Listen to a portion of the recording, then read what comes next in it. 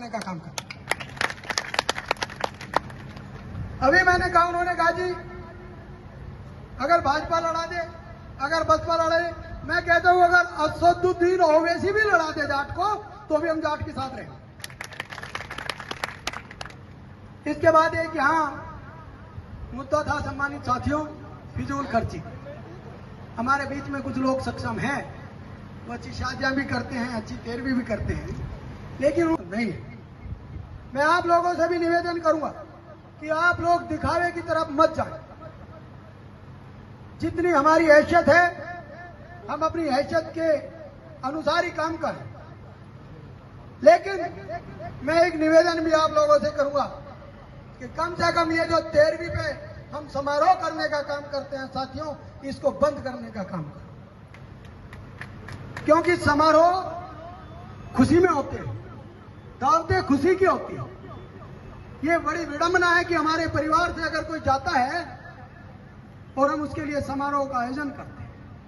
अगर हमारे घर का कोई पशु भी कभी गुजर गया तो उस रात तो हमारे घर में चूल्हा भी नहीं जलता, और हम अपने घर के इंसान के जाने के बाद मंडप लगा के दावत करने का काम करते हैं। और अगर कोई करता है तो उसके यहाँ शौक जताने के लिए आप हवन पे जाइए, हवन में आहुति दीजिए, लेकिन उसे कहिए भैया तेरा खाना हम नहीं खाते, क्योंकि हमारी हैसियत नहीं है तुझे बुलाने की। एक होड़ लग गई। मैं तो देखता हूं कि अध्यक्ष जी ये 13वीं का कार्ड है आपका, और 10 और बता दो, 10 रखूं कि 20 रखूं। ये एक बड़ी विडंबना है, इससे दूर रखना पड़ेगा। एक ये जन्मदिन, शादियां, बेफजूल के खर्चे घटाने का काम करो।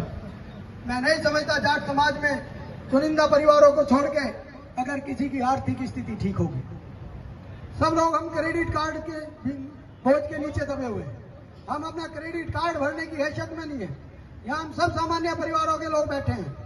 मैं धन्ना सेठों की बात नहीं करता, मैं आप लोगों की बात करता हूं, मैं अपनी बात। और जब हमारी हैसियत नहीं है क्रेडिट कार्ड को भरने की भी, तो हमारी हैसियत कैसे है जन्मदिन धूमधाम से मनाने की? कैसे हमारी हैसियत है 13वीं में लाखों रुपए खर्च करने की? तो इसे आपको छोड़ना पड़ेगा सम्मानित साथियों।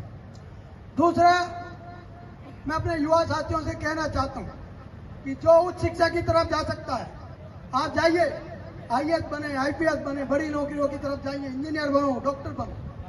लेकिन हमारे सामान्य परिवार जो उच्च शिक्षा के खर्च भी हम वहन नहीं कर सकते, मैं आप लोगों से गुजारिश करूंगा और उन युवा साथियों से भी गुजारिश करूंगा कि तकनीकी शिक्षा की तरफ बढ़ो, हाथ की दस्तकारी सीखो, प्लास पेंचकस पन्ने हाथ में उठाओ और रोज के अपने 1000, 2000, 500, 700 रुपये अपने घर में लेके जाओ। जब आप इस मुहिम की तरफ बढ़ोगे तो हम आर्थिक उन्नति को प्राप्त कर लेंगे साथियों। तीसरा एक मामला, ये बहुत गंभीर मुद्दा है और इसके भयानक परिणाम आने वाले 5-7 सालों में हमें देखने को मिलेंगे। जाट समाज की कम होती आबादी, आप लोग गवाह हैं कि जब आप गांव में जाते हैं तो हर एक गांव में 5, 7, 10 घर ऐसे मिलेंगे जिनके ताले बंद हैं। और वो विडंबना है कि उन घरों में एक आध बच्चा था और कुदरत ने कोई ऐसी अनहोनी कर दी कि वो हमारे बीच से चला जाता है और वो घर बर्बाद। सम्मानित साथियों और नौजवान साथियों, मैं आप लोगों से अपील करता हूं कि इस समाज की आबादी बढ़ाने पे आप जो, क्योंकि जिसकी जितनी भागीदारी उतनी हिस्सेदारी। जब भागीदारी नहीं होगी, हिस्सेदारी किस बात की लोगे? और 4 सालों में जाट समाज समाप्ति की ओर होगा।